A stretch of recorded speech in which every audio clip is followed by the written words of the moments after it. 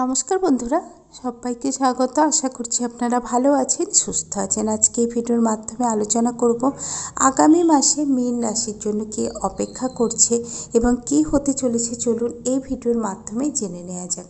August মাস 2024 মীন রাশির জাতক জাতিকার জন্য কিছু বিষয়ে সতর্ক থাকতে হবে, কারণ সারা মাস জুড়ে শনি মহারাজ আপনাদের দ্বাদশ ঘরে বক্রী অবস্থায় থাকবে এবং সেই কারণে আপনাদের স্বাস্থ্য এবং ব্যয় নিয়ে একটু চিন্তা হতে পারে এবং মনোযোগও দিতে হতে পারে, কারণ এই দুটি এমন ক্ষেত্রে হবে যা উদ্বেগের কারণ হতে পারে। তাছাড়াও রাশিতে রাহু মহারাজের উপস্থিতি আপনাদের সারা মাস জুড়ে আপনাদের চিন্তা মুক্ত করবে এবং তেমনি মেজাজকেও একটু খিটখিটে করে তুলবে, তবে সেভাবে কোনো ক্ষতি হওয়ার সম্ভাবনা নেই। আপনারা নিজেই এই সমস্যাগুলি সমাধান করতে পারবেন।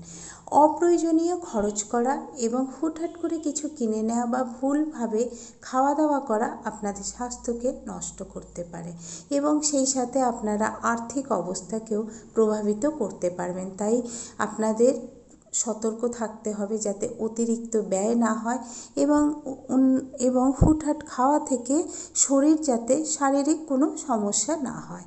আর্থিক বিষয়ে কিছু সতর্ক থাকার প্রয়োজন হতে পারে, কারণ দেবগুরু বৃহস্পতি কৃপায় আয় বৃদ্ধি হতে পারে, তবে আপনাদের খরচা এত বেশি যে মনে হবে কিছুই আপনারা জমাতে পারেননি।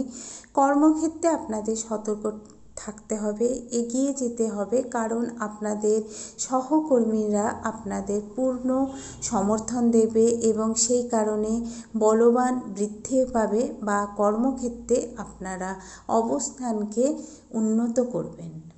ব্যবসায়িক ব্যক্তিদের কিছু উত্থান পতনের সম্মুখীন হতে পারে, তবে মাসের শুরুতে আপনাদের সম্পর্ক নিয়ে কিছুটা তিক্ততা আসতে পারে। তবে পঞ্চমভাবে সূর্য দেবতার উপস্থিতিতে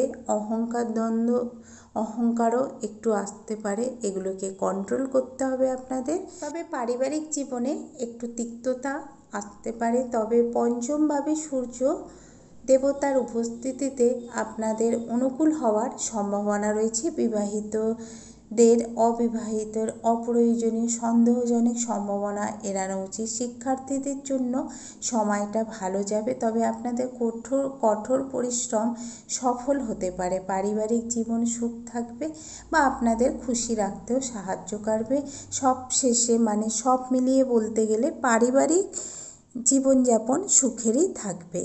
এই রাশির জাতক জাতিকাদের উপায় হচ্ছে প্রত্যেক বৃহস্পতিবার শ্রীহরি বিষ্ণুর পুজো করা উচিত, তাহলে সর্বদা আশীর্বাদ আপনাদের সাথে থাকবে।